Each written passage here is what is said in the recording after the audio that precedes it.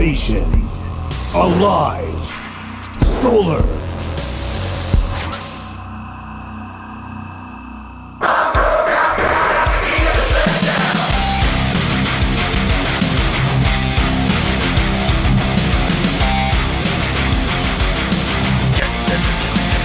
Every time we cast GSL, we have to learn another heavy guitar song. But welcome back, everybody, to the round of 16. We just watched Gumiho just really figure out innovation. He needs to upgrade his software. He's going to do that in the losers match. He's got some time. Maybe he didn't have time before the matches to get the update going, but sure will be favored against either of these players. I would have to think aLive will be the first one in the second matchup. Not looking too solid. He's playing most of his matches over at SSL, where I believe he's sitting at 2 and 5 currently. Right, it took him 4 weeks before he won his first match, and even that was a super shaky performance. However, that is the last place that these guys met. aLive faced off against Solar in SSL, and it was actually pretty close until he narrowly took him out. So you'll notice that these are the last 3 games that they played in SSL. The one right before this was where they played against each other. That was aLive's first victory. But since then, Solar has dominated his Terran opponents. In fact, when he was advancing through the round of 32, he had to take out the Terran players Maru and Jakshi, and he 2-0'd both of them. Yeah, I had a little bit more trouble doing that over in SSL, but for me, I feel like Solar is a little bit hit or miss in ZVT. I feel like his ZVP is ultra solid. He's very tricky in ZVZ, but that tricky smile on his face too. Yeah, sometimes he shows up in ZVT and you're like, wow, he crushed that nerd. And other times you're like, who the hell is this guy? What happened? So, hope he shows up tonight. This is very true. From Texas, so the snake and the don't tread on us is something I like to apply to Solar. We'll see if aLive can tread on him with his big tank treads, or whether or not Solar snake bite him out of the GSL. The first map is Acolyte. Now, Solar's got some sneaky strats he likes to pull on this map. So, of course, aLive on the other side has a few up his own sleeve. So I'm excited to see our brand new map here in the GSL. It's been another tournament, and finally, we get to see aLive and Solar duke it out in our second best of 3 of the night. So get out there and tell your friends aLive versus Solar, Innovation, and Gumiho are all playing tonight in GSL for our amusement. 2017 Hot 6 GSL Season 3 Code S.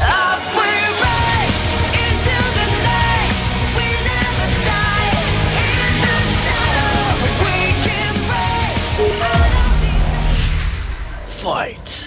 Here we go. Our blue Terran player this time around in the upper right-hand corner of Acolyte is My Insanity aLive. Still has a huge group of fans that follow him around, and still is a big fan favorite here in Korea.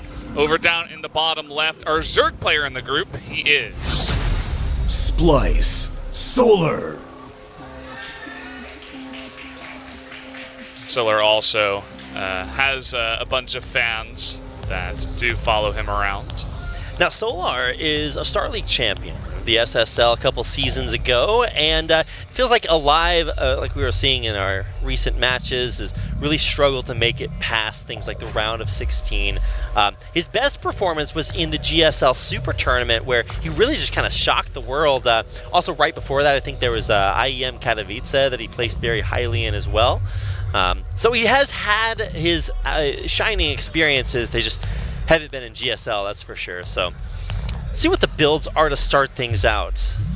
A couple of quick hatcheries here from Solar. This map, another one of these 2-player maps that's just really big and has a wide expanse in between the 2 players. It's a very popular style nowadays in StarCraft. Not too much overgrowth that you see in 2017. Yeah, it actually reminds me a lot of the old map Dusk Towers, where you just felt like you were guaranteed 3 or 4 bases. You just built the command centers or the hatcheries or whatever early, and just kind of knew you were going to be able to get that big economy up and running. Says it's his first time at the GSL, and it's a little bit, he's not feeling like 100% familiar with it just yet, but he's enjoying himself. So trying to get those signs. That was a lot of Korean very fast. I was trying to get it translated. It was okay. It's better than when they can dance. Either way, we got that going for us, Rapid, don't we? Every little bit that we can get. Well, either way, it is going to be fast 3 hatcheries here from Solar. The first Reaper comes in, throws his now 5 damage KD8 charge out, and runs back away. So all sad. is as it should be. Only 1 Reaper in my TVZs. Feels good, man. Well, at least it's going to feel good for Solar. So he's going to be able to produce nothing but drones from here on out. A very highly economical start. Oh, even saves that 1 for the Reaper. Shouldn't fear the Reaper with so many places to put himself down into the ground. Trying to get that creep tumor. Gets it to about half health. Going to be extremely hard to do with, especially the 5 damage KD8 charge. Yeah, not going to be able sad. to use that to take it out. A lot of times, as Zerg, you don't know what's coming at you super early on because of how slow your Overlords are, but increasingly, Zerg players have been going for early Overlord speed just to make sure that they know what's coming their way. You see a lot of that in ZVP, but we'll see if it's in the cards for Solar. He seems kind of content to just hold on. Now, aLive has been a big proponent of the early 2 Hellions. This time he's banked them and is going to send in 4 at a time, looking for actual major damage, but decides to pull out 2 Queens at the front. I wonder why he pulled out there, too. Maybe he wants to go into the back door because he has this medevac on the way. Yeah. I feel like there was only the 2 Queens there for defense, and the Lings don't have speed because of the build Solar picked. It's going to be very delayed. Instead, he decides to try to drop in here onto a mass number of Lings, but this is what I was thinking. Trying to go into the back. I can see his line of thinking, but potentially could have gotten more damage than the natural, although he is able to roast a bunch of the Lings in here. Does pick up the majority of those Hellions and gets out. Yeah, that went a little bit better for aLive than I was expecting. Solar's just super well prepared. No Overlord speed, so the Overlord gets in and does not make it out alive. Cool Viking coming out there will take out that Overlord and yet 1 more, so a couple of cheeky kills there, and a 3rd command center on the way. Yeah, so should have a bit of space here in the mid-game as the early aggression from the Terran is held off, and it doesn't look like Solar wants to do anything ridiculous. With these very fast 3 hatcheries, he's already up to 57 drones, is about to hit 63 as well in just a bit. So his economy very much booming. That 4th base is going to be quite easy for him to take as well, so off to a pretty good start. Right, now in game number 1 of the best of 3 that they played in SSL a couple weeks ago, it was the same exact start for aLive. He goes Hellions early, and he backs up, and you just see the biggest macro mode possible from both of these guys. They're just totally committed to playing the longest game. And in fact, almost every single one of their games just went all the way up to Hive Tech, lots of Ultras, you had Vipers everywhere, and it's like, okay, well, we get to see what the full gamut of TVZ looks like, and it looks like that's the direction we're going here as well, with a 4th base on the way here for Solar. Just knows that he is going to get to play his game. Yeah, unfortunately, with the build that aLive does, I mean, you don't really see the commitment to the 4 Hellions and the medevac that fast nowadays. It means that your infantry upgrades are late, you don't have too much pressure after your Hellions go in, so only 4 drones are killed, and then Solar's like, Lola, I guess I'm going to get every tech at lair and also get 4 bases with 74 drones, if you're going to let me. So aLive should look for a push sometime soon if he doesn't want Solar to run away with this. I think we're about to find out what it looks like when you just don't get any damage done to a Zerg player who's able to take a fast early 3 bases. I mean, you got the Hellions in for what, like 4 drone kills? Yeah, just 4. Something like that. That's just not a lot. So look at the creep spread too. It's just way all over every base that he has. The 4th base now just coming up, and he's got everything in place to defense it.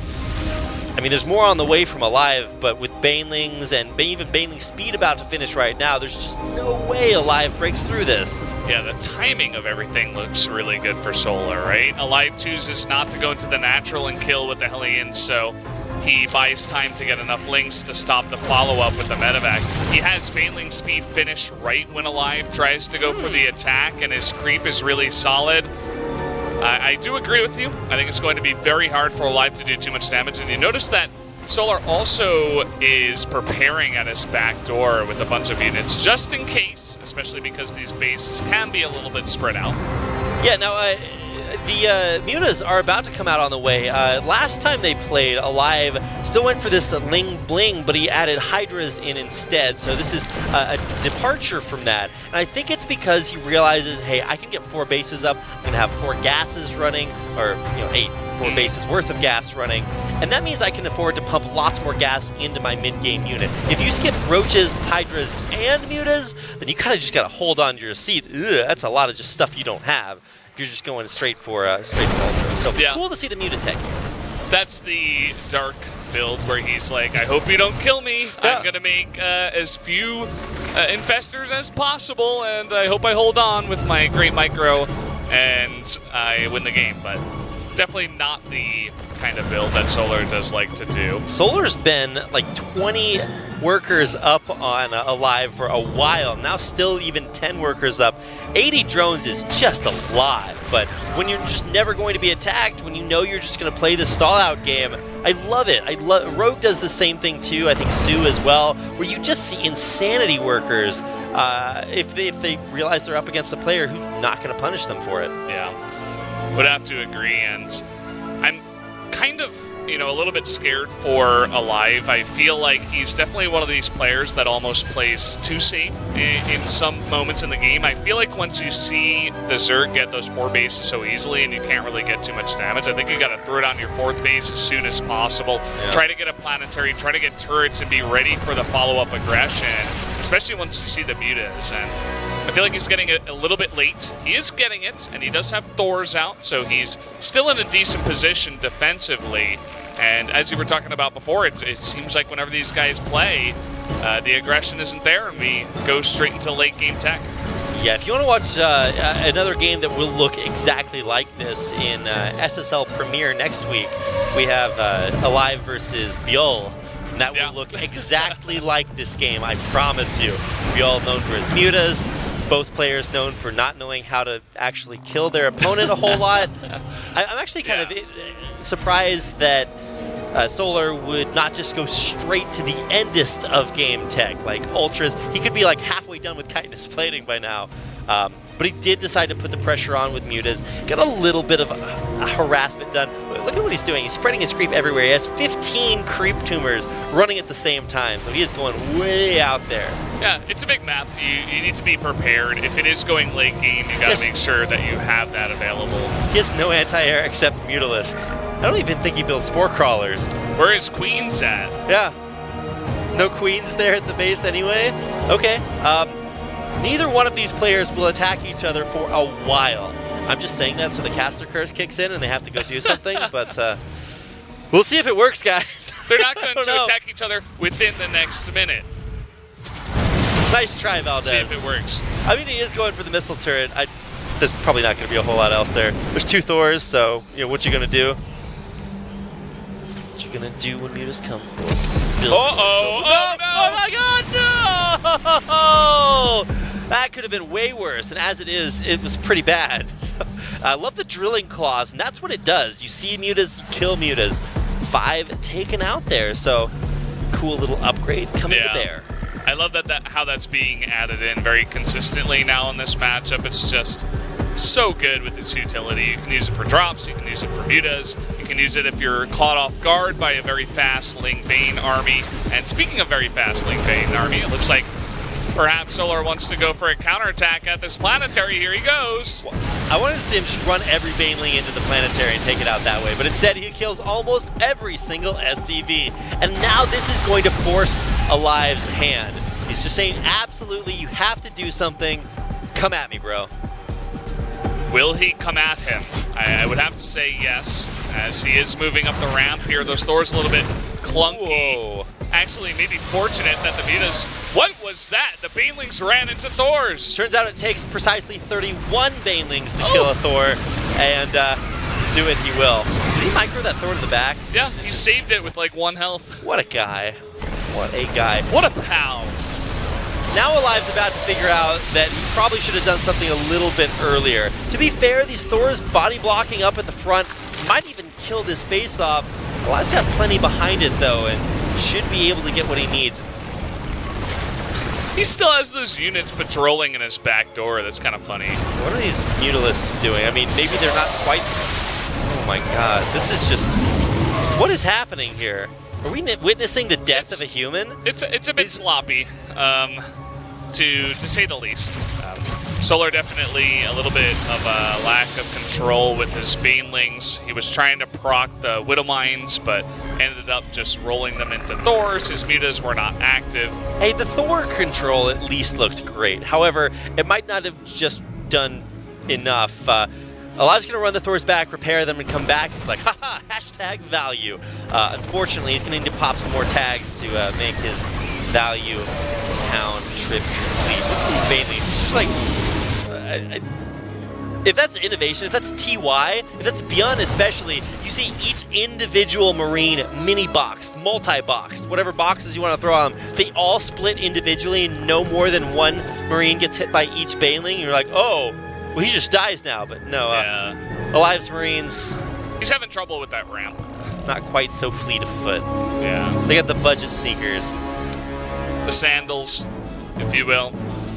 Throw them together. I was always one of those kids that always had the off-brand shoes and all my oh, he's just gonna do it again. I don't think he has enough Banelings this time. Yeah, I think he realized that too. He's like, oh wait, everything's here and I can't kill your planetary. I guess I'll just back off. Save most of it. Okay, well, the game continues, guys. I don't know what to say. At least there are some exciting parts to it. Oh, that's actually really cool.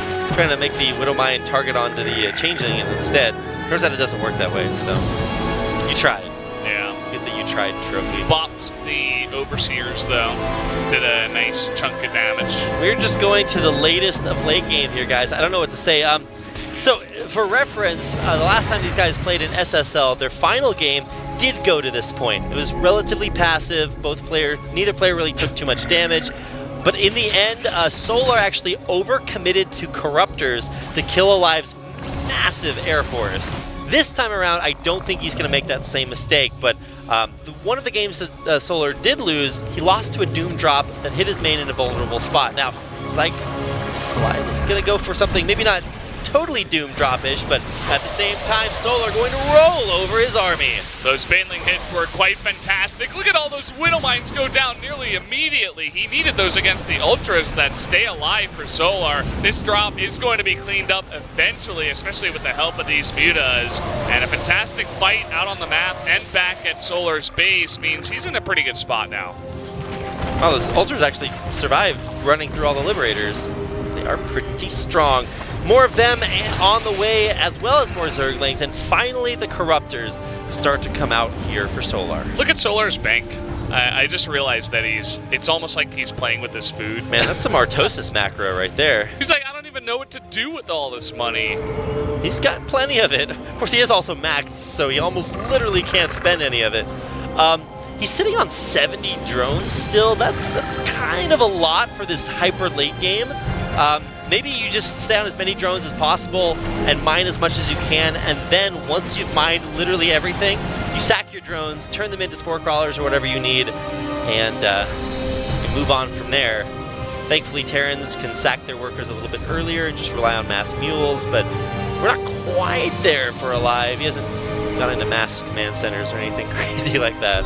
Solar looking for the two-pronged attack. A Baneling Ultra Force to go into the fourth, but that is a lot of Liberators. Do not. That's some hashtag freedom right there. But this planetary is about to get liberated. Oh my god.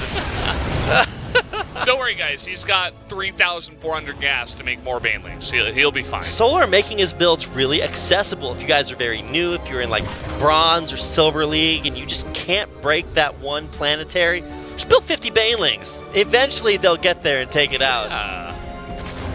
Oh, the boost coming in, but those medevacs are done for eventually. Medevac boost. They're going to try to get through there. You will try. The only thing about this is that all of the Air Force of Solar is way out of position for these Liberators, and he needs them in position if he wants to save the space. I mean, ranged Liberators are pretty good. I don't know if they're good enough. Now, one thing that maybe Solar's a little bit paranoid about is overbuilding Corruptors. He did that versus aLive and lost in the hyper late game in their previous series. But he does seem to have enough. Maybe even just going for counterattack, saying, hey, I've got a big bank and maybe not need to mine as much. Or coming around for the flank. Yeah, looks like that. And you gotta do what you gotta do. You gotta make work with your Banelings. Going for the clamp down, the hydraulic press of Zerg coming in. Oh my god, that's like a printing press. It's gonna print out GG. Everything dying here for aLive, whose army will not live up to his name. He's trying, guys. He's trying to hold on.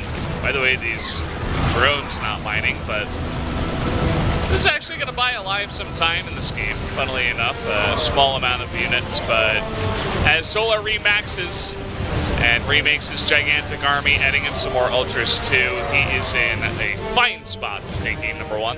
One Ultralist just has to like work overtime. He's clocking in for a 10-hour shift just to kill half a medevac worth of units. We'll take him out eventually. Yeah, Solar just in a great spot. Now, one thing should be noted, he did spend his entire bank. So everything that he mines from now on will have to, you know, be new money essentially. Not going to waste the Banelings killing off just that planetary, but he's killed that base so many times. Now just going to run right all up on aLive. Might just be too much Zerg for the Terran to deal with. Yeah, he's had enough. He's getting all up in aLive space, and the unit's kind of running back and forth, but it is going to be enough to take out this Terran. The Ultra's back at home. There it is. GG. Solar winning game number 1 against aLive. Man, that was just a lot of game time. Yes. There's my expert analysis, Valdez. That was a long one. And Solar, if the games look like that, I think he should be fine to take very long macro games against aLive. It seems like aLive had trouble with his early and mid-game pressure, and by having trouble, I mean he barely had any of it at all. Solar was like, okay, I guess I'll just make 1 million drones and get up to hype tech, and you can't really do much to me on Acolyte at least. It was like a 4K mineral remax there at the end for Solar. Just really knowing exactly how to play to that play style. We're going to come into game number 2, and this is going to be on Mech Depot. Now, the Mech Depot game that they played last time was really down and dirty. So this is a smaller map than the map Acolyte. The bases are not quite as guaranteed. We'll see if both players decide to go for that no rush 20 kind of play style, or if this is the game we really see them just battle it out, no holds barred. I would love to see aLive put on some infantry aggression, a little bit of beyond, a little bit of innovation perhaps, but I feel like he's locked into his style. We'll see if he mixes it up, or if Solar will just be allowed to get 70 drones again. Fight! Here we go, game number 2. 2017 right now. Hot 6. GSL Season 3, Code S.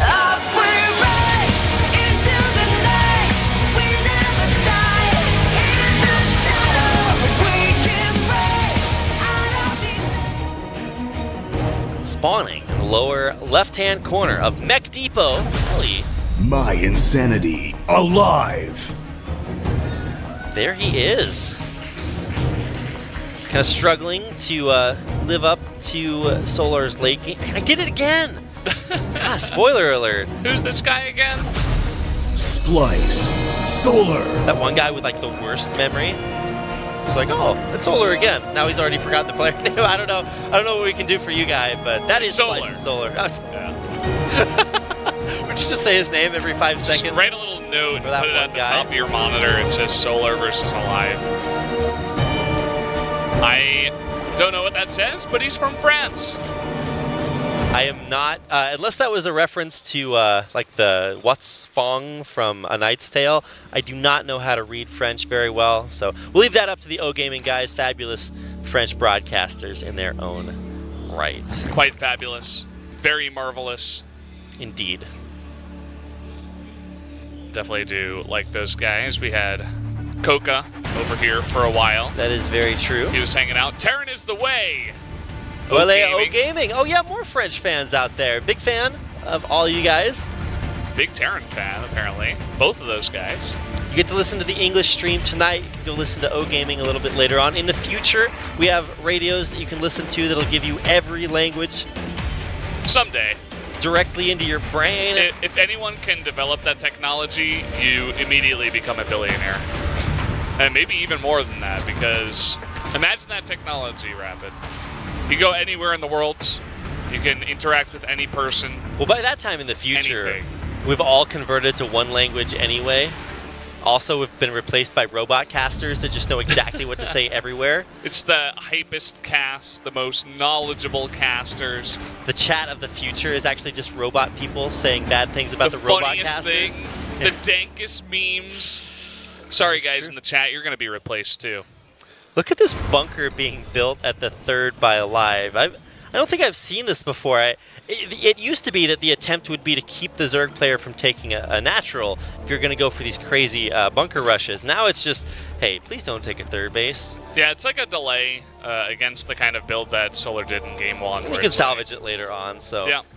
Well, previously we've seen things like engineering bays. You just almost finish it, then you cancel it later on. But the bunker being salvaged, that's one way to do it. Put the SCV in the bunker! Oh, he needs to control it! What? Oh, okay, no SCV. You do not get to get in the bunker. Sorry. That's where the facility is exploding and you need to get out, but you forgot your card at your desk. The guy won't let you through the door. It's like, sorry, sir, I didn't see some ID. It's like, everything's gonna die. But I'm being chased by alien bugs. And then he dies, he gets splatted on the door. Yeah. Because he can't get out in time. Sorry, SCV, your fate was not meant for this world. The observer was showing the 4th base location. It's either you take that awkward one out towards the middle, or you take that one that's really far away from your 3rd and has like 5 different paths for the Terran to just walk up in there and make themselves at home. So Solar might have a little bit more trouble, as you were talking about, compared to Acolyte on a map like this. He's not going to have that free path into the late game. So a couple of differences and similarities. Overlord speed, we talked about that previously. This time Solar did go for it. He wants to know what's up in that Terran base. He's got the natural, but that's not where the tech is immediately. And once again, aLive, just like in Game 1, is going for this 4 Hellion. It's the Super Saver build. You save up your Hellions, then you run them in, try to get that hashtag value. This time it looks like he will. There's nothing here, not even a queen. Nice split by Solar, trying to get his drones to safety, but lining them up. No.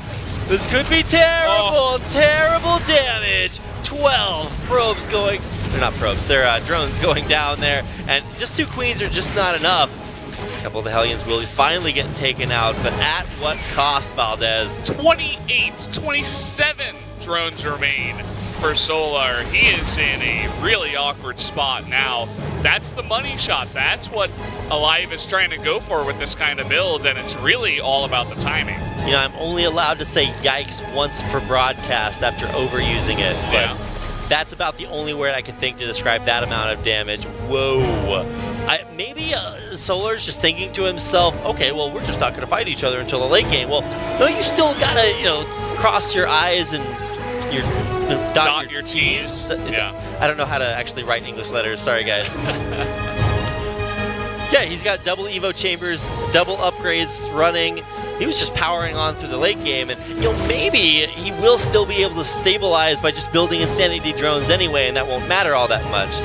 If you look at the worker count right now, he's still back in the lead, but that's still a nice, juicy chunk of drones that aLive didn't get in Game 1. You have to remake all the drones. You have to delay your 4th base a bunch. There's no point in going for that really risky 4th base anytime soon. So you go for the lair, you go for banelings. You know that you have to hold a follow-up push with the infantry upgrades that aLive has coming. So you're really set on the back foot as Zerg in the situation. I mean, pretty much any race is set in the back foot when you lose 15 of your workers that early on. So we'll see if aLive can really push his advantage that he's got here, or will he continue to play it safe and grind my gears? Now, in Game 2 of the previous series they've played, Solar went for Baneling drops that were super effective. This time he's just dropping Zerglings, but at the same time he will be the recipient of a deadly double drop in his main. Queens, they're waddling up into the top side. There's no Banelings here, though. Not that I can see just yet. He's running in with Lings. Already doing a lot of lost mining time damage, looks like, as the Banelings roll in. aLive not looking to take trades, just looking to get away. I mean, they're not rolling just yet. Last game, we had Baneling speed completed perfectly on time. This time, not quite so much, but look at this counterattack from Solar. Getting a lot of damage done. It's going to be pretty annoying. All those Marines, they can't head out on the map. No! Oh, no! Okay, they take a few Marines with them, but that's where we Look at this lucky-ass Zergling. What the hell? This is Zerg Why was nepotism. he the one that got in? That's like the second cousin twice removed of the Overmind. It's like, all right, you get in. The chopper lifts off without the rest of them, so unlucky Zergling sacrifice. But here comes finally the first big push of the game for aLive. I don't really know if it's really going to coalesce and meet up with those two medevacs and form something that's pretty scary, but even after losing those early drones, I don't really think Solar's too inhibited up to this point. He's going to have Baneling speed. He has +1/+1 already done. A huge spell of Zerglings on the way, and he should have enough to hang on here. Yeah, it'll be about that mineral line that I thought aLive was going to harass from that high ground, but just decides to take down the rocks first and then stim in. Solar very scared to take this fight. Wants to go for a wraparound with this one. He's going to come in right before that hatchery goes down, no doubt. Yeah. Wait until aLive commits to it. Tries to get in there, needs to go for it. He's going to flood in from the front. Is he a little bit late? He's going to try to get all over these tanks. One tank down, second tank will fall, and Solar will crush aLive's army. That was pretty much the perfect engage. He stopped the two tanks from firing on the Banelings, and aLive couldn't target fire in time. The Zerglings wrapped around the two tanks, took them out, and the Marines were wrapped around by the death hug of the Banelings at the end of it all. So Solar, in an emergency situation, really coming out ahead. Now, aLive's not letting up the pressure. A double drop in the shadows will be coming in at the same time as he returns to pressure the front. Shadow drop. Once again, that medevac did not lift up the Marines and Marauders it was supposed to, but at least the control in his main will be pretty good. Needs to make sure that Spore Crawler goes down, saves the second medevac. Only links and Banelings on the ground. To get taken out. There's no anti-air just yet, aside from just Queens. So these drops are going to still be annoying to deal with. I love how Solar, he always delays and buys time when the drops are in position, and he's not. He's always threatening with his Ling, saying, okay, I'm going to attack, and now I pull back, and then I go in again, and forces aLive to attack the Spore Crawler that's going to get to work on his medevac, stuff like that. So, not sure about these infestors. Burrow just now finished, so they will at least have that for security. Okay, there here. you go. What's the plan for these? Now, one thing that Solar has done is you build precisely 2 or maybe 3 infestors. You send them into a random place on the map, middle of the map, kind of like burrowed Banelings. But then eventually the Terran will try to make a push through the middle of the map, or you'll catch medevacs with them, and that's when they flank with 2 fungals and you just win the game. So, could be a possibility. They're kind of just chilling there doing just that. Yeah. I feel bad for those Terran fans we had in the audience, especially if Solar just gets the perfect fungals and ends the game here after losing 15 drones to 4 Hellions at minute 4.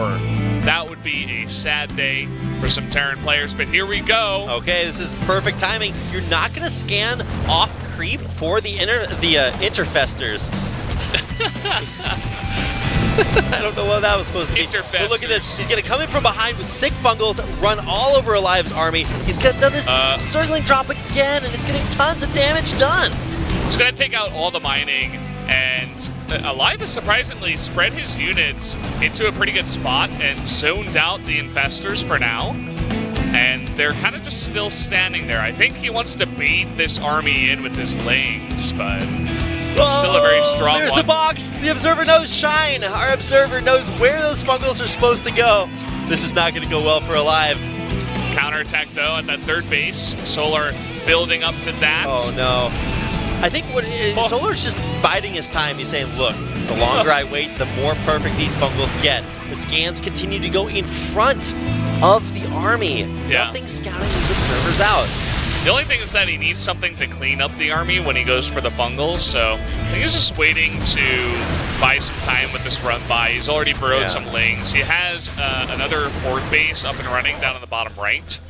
And I think I called those investors observers. They're investors, guys. Sorry, I know I confused a lot of people. Interpesters. They're just units. Everybody can see them on the screen. There we go. A little bit of harassment on both sides. Actually, supply blocks. Solar just went in with those drop overlords. Is this the moment? No. The answer is no. It is not the moment. Our observer is like trying to find something happening. Nothing's actually happening. Ugh. Okay, there we go. Cheeky little run by again. This is actually shaving off a sizable amount of aLive's worker force. Turns out these games turn into fun games when Solar gets massively behind early on in the game. Just imagine what he could have done with 12 more drones earlier on. There's going to be a problem with... big scan. Yeah, the upgrades coming in. But as I said that, I realized that Solar actually has his upgrades up and running at the same time. So didn't check my bases. Solar actually doing just fine with his tech and his upgrades. Check your bases before you rip your base. That's your advice. Well, here's the big push, but pre-splitting his army against possible infestor flanks. Where are those fungals running through the Liberators before those Corruptors can take him out? aLive, you gotta pull back, and indeed he will. Ultra's on top of the army, there are the fungals, but there's just not enough Zerg left over. Yeah, too late on the fungals, and the base does get taken out, but we do have a bit of a remax here. Not a remax per se, but he's going to be making a bunch of units to try to clean up this Terran force, and aLive will have to kite back into his tanks, so can he keep up the pressure is the question for me. Can aLive continue with this push? Because Ultra after Ultra is coming out here, and he needs something to deal with those as the Liberators have gone down. He needs more on the ground. Solar kind of splitting his army up here. Finally, it all conjoins together, or joins together. They're not sticking into one giant Zerg ball. This is not Zerg Katamari Damacy. But, unfortunately, no. But it does coalesce, there's a good word, in the middle of the map and runs over pretty much everything aLive has. He's down to 42 army supply. I think Solar's done it. Yeah, he just barely has a nice hold off there. The Corruptors are kind of artificially inflating. I mean, it's not artificial, but they're not on the ground dealing damage to this ground army of aLive just yet. Needs to get some more units and go for a follow-up attack. He's got 3 Ultras with 3 more on the way. And because aLive's army is so weakened from here, and he doesn't really have too much gas mining going, is definitely struggling to remake his army at this point. The Nomad SCVs trying to find a home. The Medivacs will not be able to find a home. They will boost, but unfortunately, this is like the reason why humans are the best long-distance runners on the planet. It's because medevac boosts are like regular animals, like cheetahs. They're really fast for a short amount of time, but they don't have permanent boost on. They have to slow down and rest after a while. Humans, like the very fast now Corruptors, can just keep going. They will chase them down eventually. I like this run by. I feel like this was due about 3 or 4 minutes ago, but he's going to go for it either way. Unfortunately, Solar is in position this time around as the army was back at home. aLive does commit regicide there, runs in, kills the queen, or I guess reigning monarch. You want to be neutral there, and everything gets crushed. Surprise! Turns out when you don't bring medevacs with your bio, they all have to take this big gulp and clench when they run in because they are not making it out again. Yeah, this is a big map. I like what aLive does with this play. I feel like he does this in a lot of different matchups where he tries to send his drops and really get crazy amounts of harass damage done, but Solar has been very on top of stopping that tonight. Really everything. He is able to recover from... right as I say that, he illustrates it. Yeah, really on top of everything, able to recover from that massive drone loss early on. It feels like aLive, his pressure just not enough to stress Solar to the breaking point. Hangs on, survives, and oh man, look at this. Just massive Baneling counts on the ground. Vipers finally in the air. Solar just has everything he could possibly ask for. Even looking to do another run by, and the Lings are still there from the Unburrow like 10 minutes ago when he went for that play. It's only 2 Lings, but definitely an annoyance that aLive has to deal with. And here comes the attack on aLive's very not defended base. Yeah. He's also just going to Baneling bust through the front door again. Eventually aLive learns to build like triple thick walls. Couple of drops, not going to do too much when an Ultra is there, and aLive does have mainly only bio at this point, so the Ultras and the Vipers going to be extremely important for dealing with this. He needs more Banelings too, I feel. Well, something tells me he'll build a few of those eventually. At this point, aLive kind of in tatters, I guess is the word. He's only sitting on 44 workers. He hasn't been able to establish yet another base. He keeps getting busted through the front door, and he's just dealing with a Zerg that's not only maxed, but can remax whenever he wants. Yeah, beginning to build that bank up once again. Going to be spending a lot of that gas on some Banelings over here, 17 to be exact. Solar just playing it very careful. He wants to make sure that he can close this one out with a 2-1 victory and not have to go to a Game 3. So just preparing for the one big final attack, no doubt. Both of these games have gone the distance. So we are shaping up where it looks to be a very similar end game to game number 1. Solar finally bringing to bear his maxed out Zerg army. He's hit full upgrades as soon as his +3 rather, ground attack finishes. He just has so much. Here we go, cascading right into aLive's army. You know, there was a lot to buffer to bear the brunt of that force, but there's just never-ending Zerg streams behind it. GG! Solar taking out aLive. Showing what he can do against Terran in the later game, and no doubt the other 2 Terrans are watching this game and seeing exactly what the weaknesses of Solar's game can be. And I feel like when you have 4 Hellions run into your natural and take out 15 drones, that's definitely a weakness that other players are going to be looking for. But Solar going to have to go up against Gumio. aLive will have to go up against Innovation in that losers match. Indeed they will. And as the sadness sits on aLive's face, we are going to take a little bit of a commercial break. When we come back, we'll have our winners match, which is going to be Gumiho versus Solar. Cannot wait, but we will. So catch us in a few minutes.